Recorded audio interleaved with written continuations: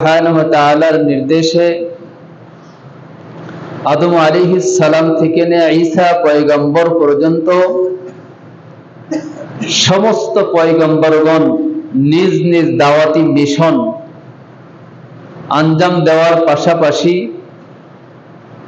আরেকটি বার্তা জাতির কাছে পৌঁছিয়েছেন যে আমরাই শেষ নয়, আমাদের পরে আমাদের ধারাবাহিকতায় এমন একজন মানুষ, এমন একজন নবী, এমন একজন রসূল দুনিয়াতে আগমন করবেন, যার আগমনের মাধ্যমে, যার দুনিয়াতে আসার মাধ্যমে নবুয়তি দরজার সমাপ্ত ঘটবে, নবুয়তি ধারাবাহিকতার সমাপ্তি ঘটবে।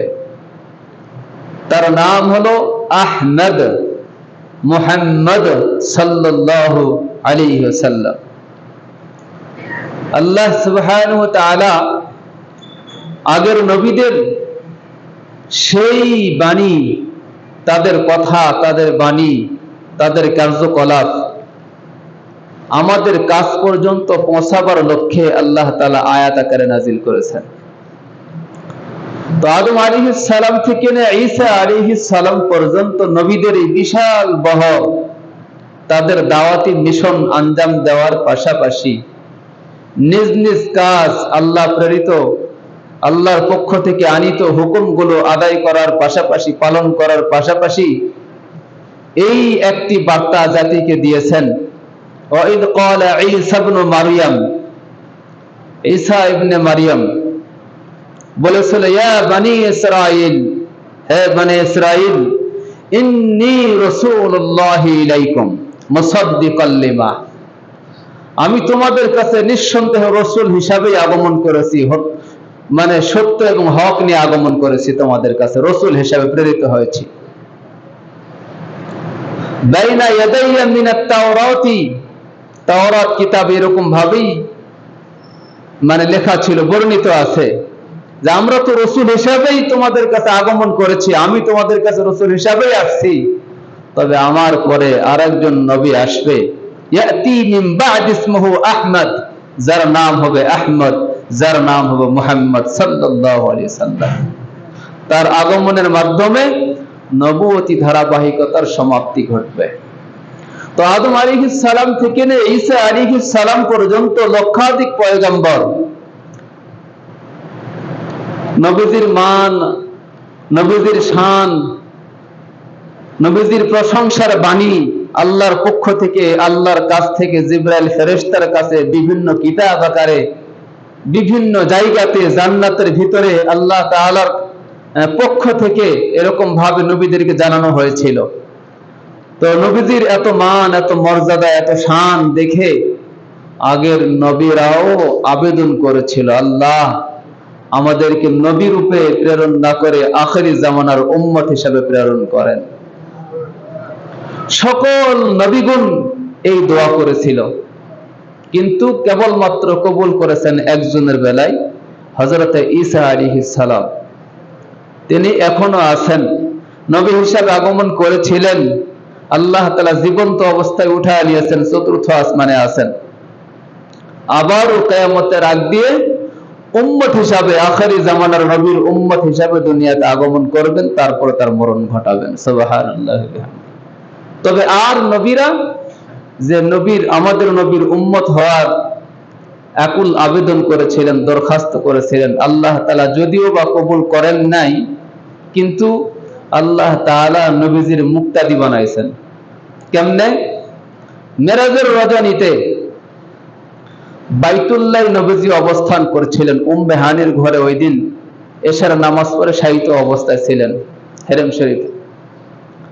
বাইতুল্লাহ থেকে আল্লাহর আরশ, আল্লাহর আরশ থেকে যদি একটা ঢিল ছোড়া হয় তাহলে বরাবর বাইতুল্লাহর ছাদে এসে পড়বে, একদম বরাবর। আল্লাহ তাআলা সরাসরি মেরাজে আল্লাহর সাক্ষাতে আল্লাহর আরশে এখান থেকে সোজাসুজি নেন নাই, বরং এখান থেকে সফর করেছেন বাইতুল মুকাদ্দাস পর্যন্ত, অনেক দূর। বাইতুল মুকাদ্দাস পর্যন্ত সফর করায়া ওখানে নামাজের সময় সমস্ত পয়গম্বরকে আল্লাহ তাআলা সেখানে একত্র করেছেন, একটা মজলিস কায়েম করেছেন, যেই মজলিসের মাধ্যমে আল্লাহর পয়গম্বরকে ইমামতির সুযোগ দিয়া সকল পয়গম্বরকে মুক্তাদি হওয়ার সৌভাগ্য দান করেছিলেন। তো সমস্ত নবীরা যেখানে নবীজির উম্মত হওয়ার জন্য আকুল আবেদন দরখাস্ত করেছিলেন, সকলের বেলায় কবুল হয় নাই, কিন্তু নবীজির পেছনে নামাজ পড়ায় নবীজির মুক্তাদি হওয়ার সৌভাগ্য অর্জন করার জন্য আল্লাহ তাআলা তৌফিক দান করেছিলেন তাদের। তো আমরা যে বিনা নোটিশে বিনা দরখাস্তে নবীজির উম্মত হিসাবে গণ্য হতে পেরেছি, এজন্য খুশি না বেজার? এই জন্য দিল থেকে আরেকবার শুকরগুজার হচ্ছি, আলহামদুলিল্লাহ। যে নবীর উম্মত হওয়ার জন্য আগের নবীরা পর্যন্ত পাগল পারা, আর আমরা সেই নবীর উম্মত। আল্লাহ সুবহানাহু ওয়া তাআলা এই নবীর উম্মতের কত মান, কত শান। আল্লাহ সুবহানাহু ওয়া তাআলা আগের জামানার নবীদের কওম উম্মতেরা অপরাধ করেছে, আল্লাহ তাআলা সাথে সাথে আসমানি আযাব, জমিনি আযাব দিয়ে শেষ করে দিয়েছেন। অথবা কখনো কখনো তাদের অপরাধের দায়ে চেহারা বিকৃত করে দিয়েছেন, মানুষ থেকে বানরে রূপান্তর করেছেন, মানুষ থেকে শূকরে রূপান্তর করেছেন। এগুলো বিশ্বাস হয় আপনাদের? এই কথাগুলো বিশ্বাস হয়? আমরা তো দেখি নাই, কিন্তু আল্লাহর কোরআন বয়ান করেছে যে আগের উম্মতরা, আগের নবীর উম্মতেরা, আগের কওমরা কোন অপরাধ করলে আল্লাহ তাআলা সরাসরি আযাব গজব দিয়ে ধ্বংস করে দিয়েছেন। কখনো কখনো সরাসরি আযাব গজবের সূরতটা, পদ্ধতিটা এইভাবেও দিয়েছেন, চেহারা বিকৃত করে দিয়েছেন। মানুষ থেকে বানর, মানুষ থেকে শূকরে রূপান্তর করা হয়েছিল, যুবকরা বানর হয়ে গিয়েছিল, আর বৃদ্ধরা শূকরে পরিণত হয়ে গিয়েছিল। এগুলোকে বিশ্বাস হয়? বিশ্বাস হলেও সত্য, না হলেও সত্য।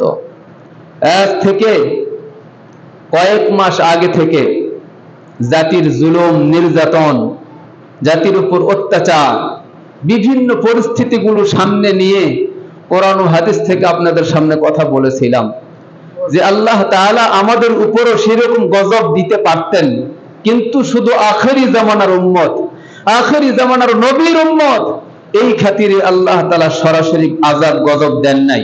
কিন্তু আল্লাহ বলেছেন, বন্ধু, উপর থেকেও আযাব আসবে না, নিচের থেকেও আমি আল্লাহ নূহ আলাইহিস সালামের মতো, তাদের কওমের মতো সরাসরি গজব দিয়ে মারবো না, উপর থেকেও সরাসরি আযাব দিব না, নিচের থেকেও সরাসরি গজব আসবে না। তবে আপনার উম্মতেরা বেশি বাড়াবাড়ি করবে তো একজনকে আরেকজনের বিপক্ষে দাঁড় করিয়ে দিব, একজনকে আরেকজনের বিপক্ষে দাঁড় করে দিব। সেটাও অন্য কেউ নয়, ভাই ভাইয়ের বিপক্ষে, ছেলে বাপের বিরুদ্ধে দাঁড়িয়ে যাবে। এবং এমন আমার বান্দাদের ভিতর থেকে এমন কিছু বান্দাকে এরকম ভাবে নির্বাচিত করা হবে, সারা দেশের শক্তি তাদের সামনে কিছুই না, রুখবার মতো, তাদের গতি থামাবার মতো, মোকাবেলা করবার মতো কোন শক্তি থাকবে না দুনিয়াতে।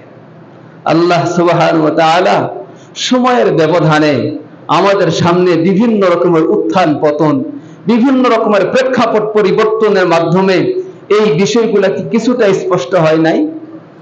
আল্লাহর কোরআন এই কথাগুলো ১৫০০ বছর আগেই বলে দিয়েছে যে নবীর উম্মতেরা তোমরা তো বড়ই সৌভাগ্যবান, অপরাধ করবে, বাড়াবাড়ি করবে, দম্ভ করবে, অহংকার করবে আমার জমিনে, আমি আল্লাহ তাআলা আমার বন্ধুর খাতিরে সরাসরি আযাব দিব না। তবে কোন অপরাধী আমি আল্লাহর পক্ষ থেকে বাঁচবার কোনো সুযোগ নাই। আলাম নুহলিকিল আউয়ালিন সুম্মা নুতবিউহুমুল আখিরিন কাযালিকা নাফআলু বিল মুজরিমিন ওয়াইলুন ইয়াওমাইযিল লিল মুকাল্লিবিন। তারা কি দেখে না আমি আল্লাহ তাআলা পূর্ববর্তীদের সাথে কেমন আচরণ করেছিলাম?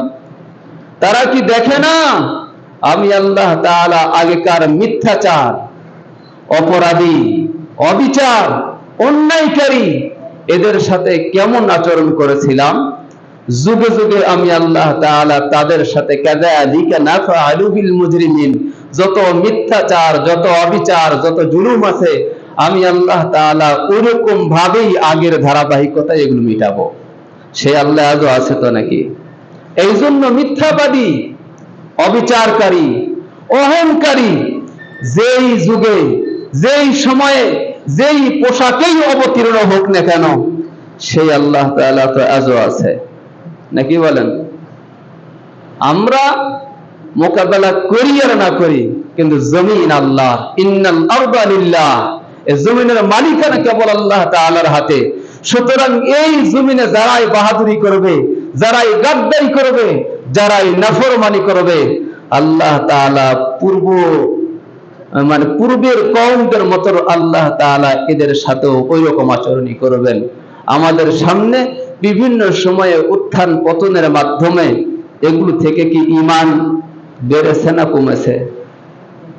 ঈমান তো বাড়ার কথা, আল্লাহর প্রতি অগাধ বিশ্বাস আরো তৈরি হওয়ার কথা, মজবুত হওয়ার কথা।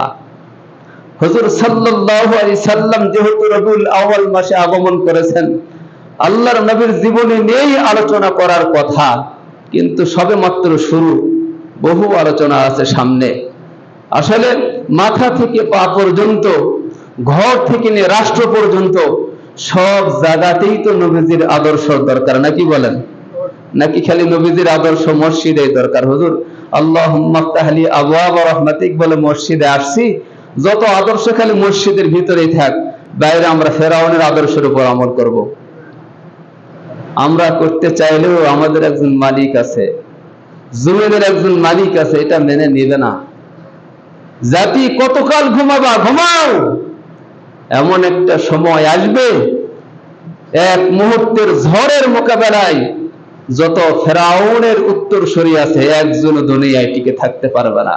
ঘোষণা কার? আল্লাহ তাআলার।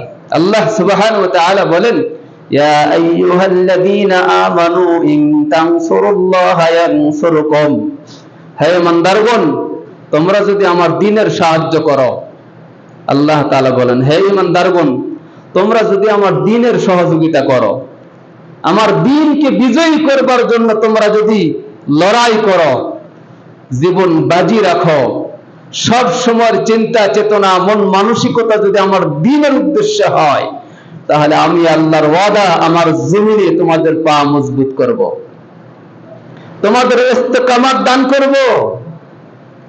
ওয়াল্লাযীনা কাফারু, আল্লাহ সুবহানাহু ওয়া তাআলা বলেন, ওয়াল্লাযীনা কাফারু ফাতা'সাল লাহুম ওয়া আদাল্লা আ'মালাহুম, কাফেররা, দুষ্কৃতিকারীরা, অন্যায়কারীরা অনেক ভাবেই তারা আসবে, চেষ্টা করবে, কিন্তু পরিশেষে আমি আল্লাহ তাআলা তাদের সবগুলো কর্ম নাসাত করে দিব। দেয় নাই? যেই রূপে আসুক না কেন, ওয়া তিলকাল আইয়ামু নুদাবিলুহা বাইনান নাস, মানুষের মধ্যে আল্লাহ তাআলা পরিবর্তন ঘটান। সময় সব সময় একরকম সবার যায় না। আজকে কেউ কাঁদে, আগামীকাল নিঃসন্দেহে সে হাসবে। আজকে যারা হাসি খুশিতে আছে, আগামীকাল নিঃসন্দেহে সে কাঁদবে। ওয়া তিলকাল আইয়ামু নুদাবিলুহা বাইনান নাস, আমি আল্লাহ তাআলা মানুষের মধ্যে এরকম অবস্থার পরিবর্তন করে থাকি। বদরের যুদ্ধে মুসলমানরা বিজয়ী হয়েছিল, উহুদের যুদ্ধে মুসলমানরা পরাজয় বরণ করেছিল একটা ভুলের কারণে, নেতার আদেশ মান্য করে নাই। নবীজি বলেছিলেন, আমাদের জয় হোক আর পরাজয় হোক, গিরিপথ যেদিক দিয়ে শত্রু বাহিনী আক্রমণ করার সম্ভাবনা আছে, নবীজি বলেছিলেন, সাহাবীরা, আমাদের জয় হোক পরাজয় হোক, যেটাই হোক না কেন, যতক্ষণ পর্যন্ত পরবর্তী নির্দেশ না দেওয়া হবে ততক্ষণ পর্যন্ত তোমরা এই গিরিপথ ত্যাগ করবা না। সাহাবীরা দেখে শত্রু বাহিনী পলায়ন করছে, কিছু কিছু সাহাবী জিহাদের ময়দানে গনিমতের মাল কুড়াচ্ছে। গিরিপথে যারা পাহাড়রত ছিল, এরা আর লোভ বরদাস্ত করতে পারে নাই, বলছেন আমরাও মাল সংগ্রহ করি। বিজয় তো হয়েই গেছে, কিন্তু নবীজি কি বলেছিল? পরবর্তী নির্দেশ না দেওয়া পর্যন্ত স্থান ত্যাগ করবে না, বলে গেছে। বলতেছে বিজয় তো হয়ে গেছে, পরাশক্তি তো নাই, পলায়ন করেছে। তো এখন তো ময়দানে খালি মুসলমানদেরই দেখা যায়, তারা তো যুদ্ধলব্ধি মালগুলা পুরাচ্ছে, তারা সংগ্রহ করছে। এরাও গিয়া বাস মাল কুরানোর কাজে লেগে গেল। অপর দিক দিয়ে শত্রু বাহিনী যারা ছিল, গিরিপথে দেখে, পেছনের রাস্তায় দেখে কেউ নাই, কোনো প্রতিবন্ধকতা নাই। পেছন দিক থেকে অতর্কিত হামলা। ময়দানে যেই মুহূর্তে সাহাবায়ে কেরামের হাতে অস্ত্র ছিল, তারা তো মাল কুরানো নিয়ে ব্যস্ত। অস্ত্র নাই, প্রস্তুতি নাই, কোন রকমের খবর নাই। অসাবধানতা অবস্থায় অতর্কিত হামলা যখন পেছন দিক থেকে পড়লো, সকল সাহাবায়ে কেরাম দিশেহারা হয়ে গেল, ছত্রভঙ্গ হয়ে গেল। কিছু কিছু সাহাবায়ে কেরাম মারা গেলেন, শাহাদাত বরণ করলেন। এমনকি ওই যুদ্ধে নবীজির দান্দান মুবারক শহীদ হয়েছিল একটা ভুলের কারণে, নেতার আদেশ অমান্য করার কারণে। এই জন্য বাংলাদেশ 5 আগস্ট স্বাধীন হয়েছে। এতটুকু শোনার পর খালি বসে থাকলেই চলবে না, নাকি? না, পেছনে শত্রু আছে না নাই? যারা স্বাধীনতার চেতনা, স্বাধীনতার মূল্যবোধকে, চেতনাকে নষ্ট করে দিয়া আবার দেশটাকে অশান্ত পরিবেশ কায়েম করার জন্য সেই পরাশক্তির দোসরগুলো হয়তোবা মির্জাপুরের বাহিরে আছে, বুঝি মির্জাপুর নাই? আছে? স্বাধীনতার চেতনার বিরুদ্ধে যারা অবস্থান করবে, যারা অশান্তি তৈরি করবে সমাজের ভিতরে, এদেরকে চিহ্নিত করেন। যেই বর্ণের, যেই দলের, যেই গোত্রের, যেই সমাজেরই হোক না কেন, সে আসলে সমাজে শান্তি কখনোই চায় না। ওকে চিহ্নিত করেন। চিহ্নিত না করা পর্যন্ত শান্তি আসবে না, ওই রকমই হবে আবার। এই জন্য এখনো চোখ কান সবকিছু খোলা থাকা লাগবে। কয়েকদিন আগের একটা ভিডিও ফুটেজে সব চ্যানেলের নিউজগুলোতে এখনো আছে। কোন এক বিশেষ ব্যক্তি বলছে, স্বাধীনতার পর থেকে এ পর্যন্ত কোন মৌলবাদী সামনে আসে নাই, ক্ষমতায় আসে নাই, ক্ষমতায় আসতে পারবে না, মৌলবাদীদের কোনো স্থান নাই। ওই বিশেষ ব্যক্তিকে আমি জিজ্ঞাসা করতে চাই, মৌলবাদী দ্বারা বুঝি কাদেরকে বোঝাইছে? হিন্দুদের? হিন্দু মৌলবাদ, বৌদ্ধ মৌলবাদ, খ্রিস্টান মৌলবাদ, না মুসলিম মৌলবাদ? মুসলিম মৌলবাদ জিন্দাবাদ। আমাদের মূলই তো মৌলবাদ। 90% মুসলমানের দেশে মৌলবাদ ছাড়া আর কি থাকতে পারে? ইনশাআল্লাহ আগামীর দেশ হবে মৌলবাদের দেশ, আগামীর দেশ হবে টুপিওয়ালার দেশ, আগামীর দেশ হবে দাড়িওয়ালার দেশ, আগামীর দেশ হবে কোরআন ও হাদিসের দেশ। যেই কোরআন ও হাদিসের দেশ হওয়ার কারণে তৃণমূল পর্যায় থেকে নিয়ে সকল শ্রেণীর, সকল বর্ণের, সকল পেশার মানুষগুলো সমানভাবে তাদের ন্যায্য অধিকার ফিরে পাবে। ঘোষণা কার? এটা দেখা হবে না এটা প্রধানমন্ত্রী হাসিনার পুত্র, এটা দেখা হবে না এটা বিরোধী দলীয় নেত্রী খালেদা জিয়ার পুত্র, এটা দেখা হবে না লাঙ্গল মার্কার প্রধান, এটা দেখা হবে না জামাতের প্রধান, এটা দেখা হবে না তাবলীগের প্রধান, এটা দেখা হবে না কোন গোত্র প্রধান, দল প্রধান, বরং দেখা হবে আসল অপরাধী কে?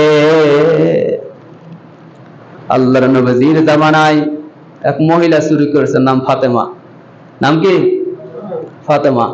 সম্ভ্রান্ত পরিবারের। তো নবীজি হাত কাটবে। কোরআনের বিধান কি? চুরি করলে কি করা লাগবে? ওয়াসসারিকু ওয়াসসারিকাতু ফাকতাউ আইদিয়াহুমা। চুরিকারী নারী হোক, পুরুষ হোক, চোর নারী হোক, পুরুষ হোক, চুরি প্রমাণিত হলে হাত কেটে দিবে। ঘোষণা কার? আল্লাহর ঘোষণা, হাত কাটা হবে। আল্লাহর ঘোষণার বিরুদ্ধে অবস্থান করবার শক্তি কারো নাই, নবীজি হাত কাটবেন। সাহাবায়ে কেরাম একে অপরকে প্রস্তাব দিচ্ছে, যেহেতু সম্ভ্রান্ত পরিবারের একজন নারী, যদি এই চুরির অপরাধে হাত কাটা হয় তাহলে বুঝি কি প্রতিক্রিয়া দেখা দেয়। এই জন্য সাহাবায়ে কেরাম চাচ্ছিলেন যে বিচারটা অন্য কোনো পন্থায় মানে এটা সমাধান করা যায় কিনা। আল্লাহর নবী যখন বুঝতে পারলেন সাহাবায়ে কেরাম কোনোভাবে এটা চাপা দেওয়ার চেষ্টা করছেন সম্ভ্রান্ত পরিবারের কারণে। আমাদের ভেতরে আছে না, যদি বড়লোক পরিবারের কেউ অপরাধী হয়, গ্রামের ভিতরে সমাজপতির সন্তান দেখা গেছে বড় একটা অপরাধ করেছে, কোনোভাবে এখন এটা ধামাচাপা দেওয়া যায় কিনা।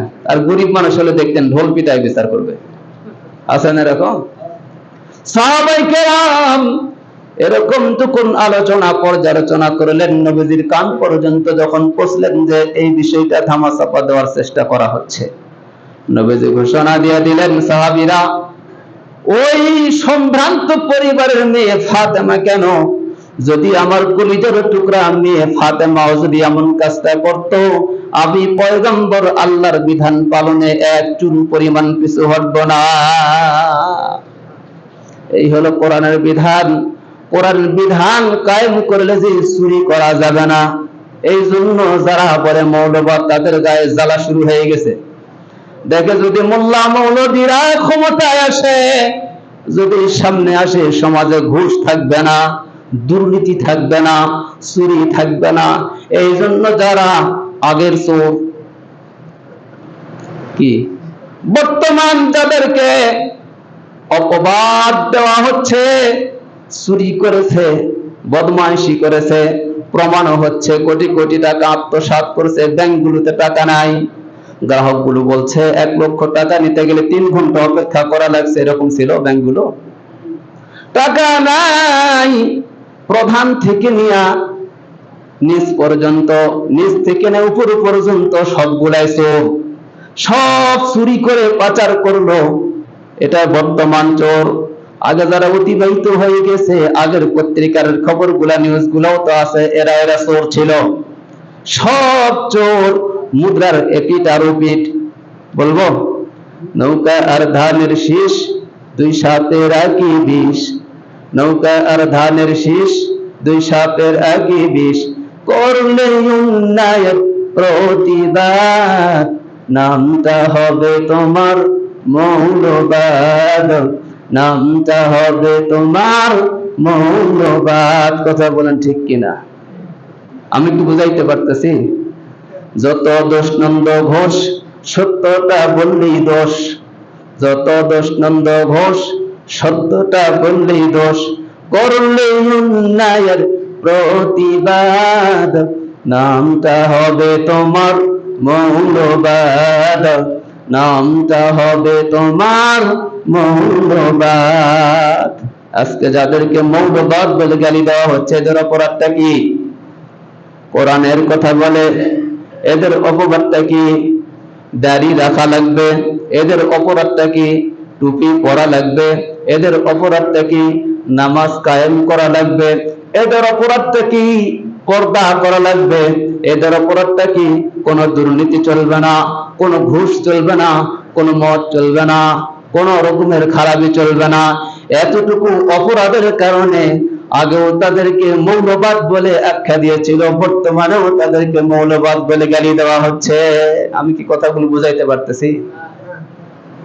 এই জন্য শান্তি আর সফলতা পেতে চাইলে, চোর আগেও চোর ছিল, এখনো চুরি করবে। চোরের স্বভাব যদি কোরআন হাদিসের বাণী দ্বারা পরিবর্তন না হয়, তাহলে কশ্চিন কালেও ইন্টারপোল গঠন করে এদেরকে সমাধান করা যাবে না।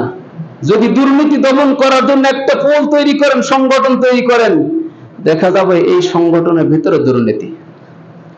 এটাকে ঠেকাবার জন্য আরেকটা সংগঠন তৈরি করলেন, আরেকটা কমিটি গঠন করলেন, দেখা গেল এই কমিটির ভিতরে দুর্নীতি।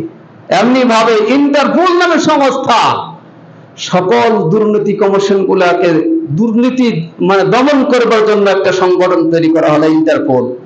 এখানেও যদি কোরআন হাদিসের বাণীগুলি দিয়ে অন্তরগুলো সাজানো না থাকে, ওখানেও দুর্নীতি। এই দুর্নীতিকে বন্ধ করতে চাইলে কোরআন হাদিসের বিকল্প অন্য কিছু নাই। পারস্য থেকে মদিনায় আসছে রোম সম্রাটের পক্ষ থেকে দূত আসছে, যাও তো মদিনাতে এমন কি শাসন ব্যবস্থা চালু হয়ে গেল, যেই শাসন ব্যবস্থার উপরে সকলেই এতটাই তুষ্ট আর সন্তুষ্ট, কেউ কারো উপর জুলুম করে না, অবিচার করে না, কেউ কারো উপর হামলা করে না, কেউ কারো হক আত্মসাৎ করে না, এমনকি বাঘ ও বকরির প্রতি ফিরেও তাকায় না।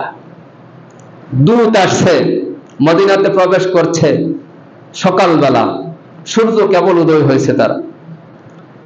তো মদিনার লোকদের জিজ্ঞাসা করছে, ভাই তোমাদের নাকি একজন বাদশাহ আছে, আমরা তোমাদের বাদশাহকে এক নজর দেখার জন্য আসছি।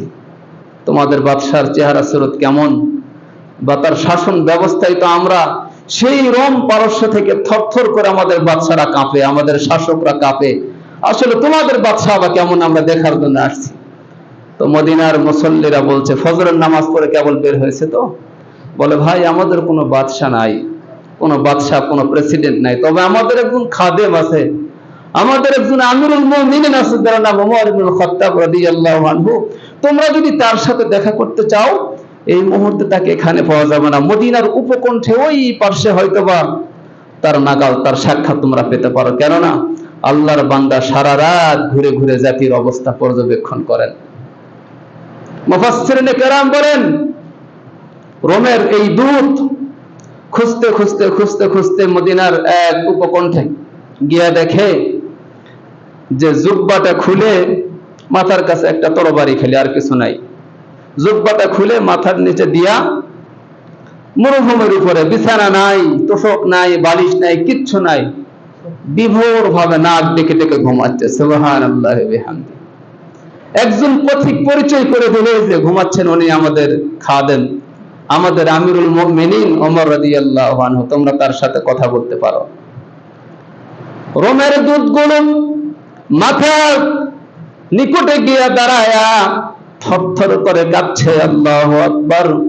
আমাদের শাসক, আমাদের বাদশাহ, কত প্রটোকল, কত বাহিনী, কত নিরাপত্তা, এত ব্যবস্থাপনা, কঠোর নিরাপত্তার ভিতরে ও রাজপ্রাসাদে ঘুমাইতে পারে না, ট্যাবলেট খেয়েও ঘুমাইতে পারে না। আর আল্লাহর বান্দা কেমন ইনসাফ কায়েম করেছে গো, মরুভূমির ময়দানে কোনো প্রটোকল নাই, কোনো সেনাবাহিনী নাই, রাজসিতা কুরবা পুলিশ কেউ নাই। আল্লাহর বান্দা নিজের পরনের কাপড়টা মাথায় দিয়ে আরামে ঘুমাচ্ছে, রোদের ঝিলকি গায়ে লাগবার কারণে ঘাম টপ টপ করে ঝরে ঝরে বালু ভিজে যাচ্ছে, আল্লাহর বান্দা টের পায় না। কি ঘুমাচ্ছে? এই নিরাপত্তা কোথা থেকে আসছে? ইয়া আইয়ুহাল্লাযীনা আমানু ইন তানসুরুল্লাহা ইয়ানসুরকুম। একবার আল্লাহর নবী যখন মক্কার বুকে দ্বীনের দাওয়াত, দ্বীনের প্রচার প্রসার শুরু করলেন, মক্কার কুরাইশরা মদিনায় গেছে ইহুদি পণ্ডিতের পরামর্শ নেওয়ার জন্য যে কিভাবে মুহাম্মদকে ঠেকানো যায়। মদিনার ইহুদি পণ্ডিত পরামর্শ দিল যে তোমরা যাও, মুহাম্মদকে জিজ্ঞাসা করো, 3টা প্রশ্ন করবা। এই 3টা প্রশ্নের যদি সঠিক উত্তর দিতে পারে তাহলে বুঝে নিবা নিঃসন্দেহে একজন রাসূল। সুবহানাল্লাহ। 3 প্রশ্ন। নাম্বার 1, রূহ কি জিনিস? ওয়ায়াসালুনাকা আনির রূহ, রূহ কি জিনিস? 2 নাম্বার, ওই সমস্ত যুবকদের ঘটনা জিজ্ঞাসা করো, ওই সমস্ত যুবকদের ঘটনা জিজ্ঞাসা করো যারা সমকালীন বাদশার হাত থেকে, সমকালীন জালেম শাসকের হাত থেকে বাঁচবার জন্য গুহায় আশ্রয় নিয়েছিল কয়েকজন যুবক। বর্তমানেও কয়েকজন যুবক সমন্বয়কের মাধ্যমেই তো এত বড় জালেম শাসকের হাত থেকে আমরা মুক্ত হয়েছি নাকি? আমরা কি মিলাই এগুলো? আল্লাহর কোরআন তো আগে বলছে এগুলা, ইন্নাহুম ফিতয়াতুন আমানু বিরাব্বিহিম ওয়া জিদনাহুম হুদা। কয়েকজন যুবক তাদের ঈমানকে বাঁচাবার জন্য, কয়েকজন যুবক তাদের আমলের উপর ইস্তেকামত থাকবার জন্য, জালেম শাসকের হাত থেকে বাঁচবার জন্য ওই মুহূর্তে তারা গুহায় আশ্রয় নিয়েছিল। ওদের ঘটনা জিজ্ঞাসা করেন, ওরা কারা? নাম্বার 3, ওয়ায়াসালুনাকা আন যিল করনাইন, যুলকারনাইন কে ছিল জিজ্ঞাসা করেন। এই 3 প্রশ্নের জবাব যদি পয়গম্বর দিতে পারে তাহলে তোমরা মনে করবে নিঃসন্দেহে আল্লাহর পক্ষ থেকে সত্য নবী। মক্কার কাফেররা গিয়া প্রশ্ন করলেন, খুব খুশি, যে এই জবাব দেওয়ার মতো ক্ষমতা মুহাম্মদের নাই। কেননা মুহাম্মদ তো এমন একজন ব্যক্তি যে আমাদের সামনেই বড় হলো, আমরা যাকে 40 বছর পর্যন্ত লালন পালন করলাম, তার আচার ব্যবহারে মুগ্ধ হয়ে আলামিন বলে ভূষিত করলাম, আর তা তো লেখাপড়াও কোথাও করেনি, কারো কাছে কোনোদিন পড়েও নাই, বসেও নাই। এমন একজন মানুষ এগুলো বলার কি ক্ষমতা রাখে? খুব খুশি, মসে তা আদায় আর আসে। আল্লাহর নবীর সামনে প্রশ্ন ছুড়ে দিলেন, নবীজি খুশিতে বলে দিলেন আগামীকাল বলবো। আগামীকাল যখন নির্দিষ্ট সময়ে কাফেররা আসছে, নবীজি আর জবাব দিতে পারে না। নবীজি আশা করেছিল আল্লাহর পক্ষ থেকে ওহী আসবে, ওহীর উপর ভরসা করে বলেছিলেন আগামীকাল বলবো। আল্লাহর বিশেষ বান্দারা সামান্য যদি ভুল করে আল্লাহ তাআলা সেটার জন্য ধাক্কা দেন, পাকড়াও করেন। নবীজির বলা উচিত ছিল ইনশাআল্লাহ আগামীকাল বলবো, শুধু ইনশাআল্লাহ বলেন নাই, এই জন্য 15 দিন পর্যন্ত জবাব দিতে পারেন নাই। সূরা কাহাফ খুলে দেখেন, কাফেররা প্রশ্ন করলো 3টা, জবাব দিতে হবে। নবীজি বলেছেন আগামীকাল বলবো। আগামীকাল কাফেররা আসছে, বলতে পারেন না, নবীজি জবাব দিতে পারেন, আসলে ওহী তো আসে নাই। ওমা ইয়ানতিকু আনিল হাওয়া ইন হুয়া ইল্লা ওয়াহয়ুন ইউহা। নবীজি যেটা বলেছেন সেটাই ওহী, মন গড়া কোনো কিছু বলেন না। কাফেররা আসছে জবাব নেওয়ার জন্য, নবীজি বলতে পারেন না।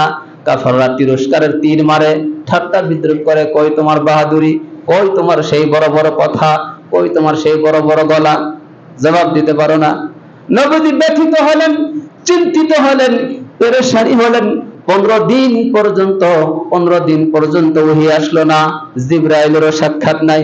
15 দিন পর নবীজি খুব ক্লান্ত, পেরেশানি, হয়রানি, চিন্তিত, হতাশা। এমন সময় জিবরাইল উড়াল দেশে বলেন ওয়ালা তাকুলান্না লিশাইইন ইন্নী ফাইলু যালিকা গাদা।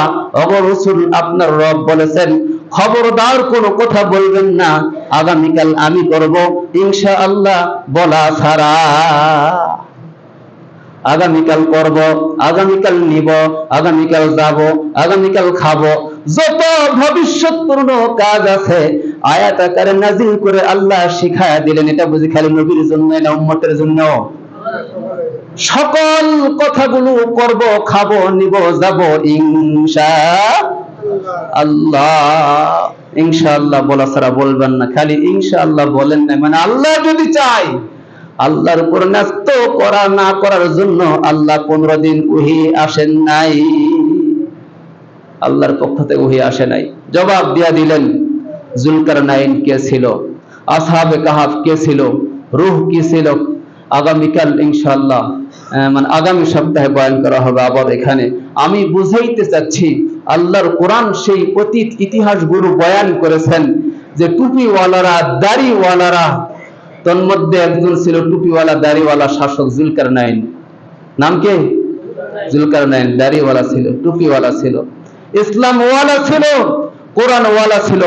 কেমন শাসক ছিল, দুনিয়াকে কিভাবে শাসন করেছে সেই শাসন পদ্ধতি আল্লাহ তাআলা তুলে দিয়েছেন। দেখো, তোমরা তো মাঝে মাঝে টুপিওয়ালাদের ব্যঙ্গ করো, টুপিওয়ালাদের শাসন অবস্থাগুলো আমি আল্লাহ তুলে দিয়েছি। টুপি ছাড়া যারা শাসন করেছিল এদেরও শাসন অবস্থা তুলে দিয়েছি। তোমাদের সামনেও যারা টুপি ছাড়া শাসন করেছিল তাদেরও অবস্থা আছে। মিলাও, হিসাব নিকাশ করো, কোনটা ভালো কোনটা মন্দ, যেটা আমার জন্য, জাতির জন্য, সমাজের জন্য, সকলের জন্য দুনিয়াতে জান্নাতের নমুনা হবে এমন শাসন অবস্থা, এমন শাসন ব্যবস্থা তো সকলের কামনা, নাকি বলেন? যাদের মাধ্যমে আমরা এমনই জান্নাতি নমুনা ফিরে পাবো, আমরা তাদের সাথেই থাকবো ইনশাআল্লাহ। ঘোষণা আল্লাহর ওয়াসবির নাফসাকা মা'আল্লাযীনা ইয়াদউনা রাব্বাহুম বিল গাদাত।